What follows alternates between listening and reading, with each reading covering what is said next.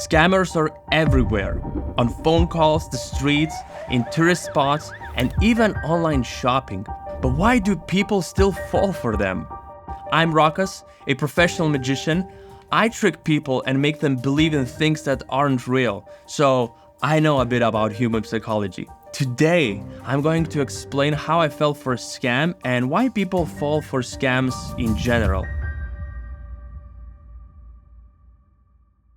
It all happened in Bangkok, Thailand. Let's watch this. I arrived at the Sakhet Temple, a famous tourist destination in Bangkok, Thailand. Just outside of the temple, a random friendly guy approached me and started talking. No, I'm working over there, security in the banking. At first, it may seem like nothing is happening, but this scammer knows exactly what he's doing. Every detail, every move, and every word is carefully planned. First, look at his appearance. He's well dressed and doesn't look like he wants anything from me. This immediately builds trust. There was an experiment made by a YouTube channel called Pranks Network, where a guy in a suit asked for a change on the street. Many people gave him money. He was actually homeless, but they dressed him nicely for the experiment. When he wasn't dressed nicely, nobody gave him any money. Sorry, man. The same thing applies to the police. People trust someone in a uniform or with a badge. This scammer didn't have a badge, but many do to build trust, making it seem like they work for the government. The scammer's first goal is to build trust, and he did it pretty well. You come from?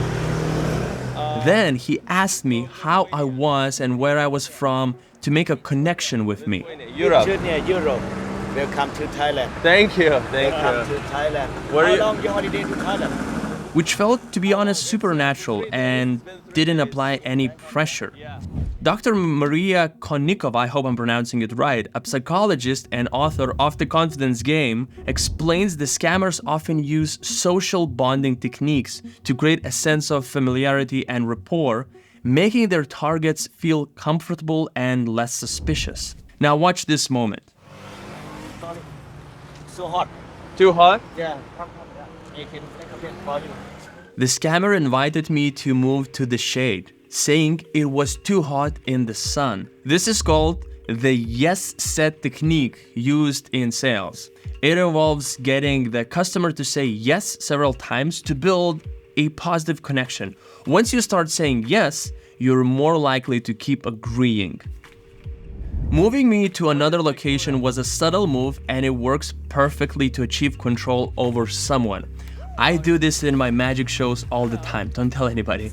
So if I have a spectator on stage who might try to heckle me or comment at moments when I want them to help me, I move them around the stage for no reason.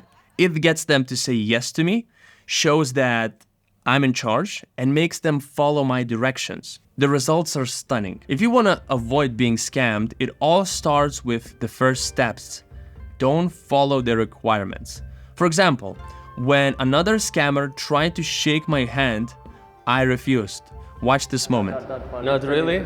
Not really. Yeah. Okay, I pay but I go to the car parking. They waiting me. Yeah. Okay, have a nice day. So I want to ask you some questions. I'm curious. The scammer started teaching me some Thai language. This is not a coincidence. Thai language, when you say hello, Thailand say sawadee. This technique is called the reciprocity principle. In social psychology and marketing, individuals are more likely to return a favor or respond positively to a request if they have received something first. For example, in my show, I ask an audience member for a $100 bill. I've noticed that people are more likely to agree if I give them something first. An easy trick explanation, a deck of cards, or just a compliment. This technique is often used in negotiation, sales, and relationship building. Temple is closed. Today why not see the big Buddha? The scammer told me the temple I was going to was closed. I wanted to believe this guy because he was well dressed, spoke good English, was super polite, worked in a bank, and taught me Thai. I knew it was a scam, but I pretended to fall for it to see where it would go. Happy Buddha Day, free entry. You not pay money anything together. Only 100 baht. He told me about a better temple that was open, and then a tuk-tuk driver showed up. I asked if they knew each other. You know him? No, I don't know. The tuk-tuk driver took me to a different temple, far from the one I wanted to visit. Inside, another well-dressed person was casually sitting there, wearing a nice cologne, a polo shirt, a nice watch, and a beautiful smile. Everything screamed trust. He was so relaxed, like a wealthy person on a day off. Road. I work finance. Finance. Yeah. He casually started a conversation, building rapport, which is a mutual respect, trust, and understanding. When people have rapport, they communicate effectively, feel comfortable, and enjoy their interactions. He then started telling me about an expo center with great deals on suits for Armani and Hugo Boss. But the Thai factory that we're talking, they're making suit sent to Armani and Hugo Boss. For quality, design, material, same. They have promotion because Chinese New Year, like a Christmas. This technique is known as testimonial marketing, using endorsements or positive reviews to promote a product. When these testimonials come from satisfied customers, they're more persuasive. Dr. Kevin Hogan, a psychologist specializing in influence and persuasion, notes that building rapport is essential in manipulation tactics. A sense of mutual respect and understanding lowers the target's defenses. Surprise, surprise, the tuk-tuk driver took me there, or should I say, he took me there. I went to the store with the perception that this was a great deal, but to be honest, it was a scam. Just a terrible quality overpriced suit shop. Cashmere, wrinkle-free cashmere. Made in England.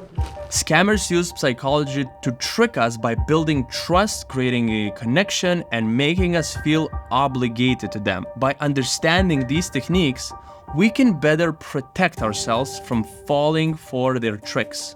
Always stay alert and trust your instincts. If something feels off, it probably is.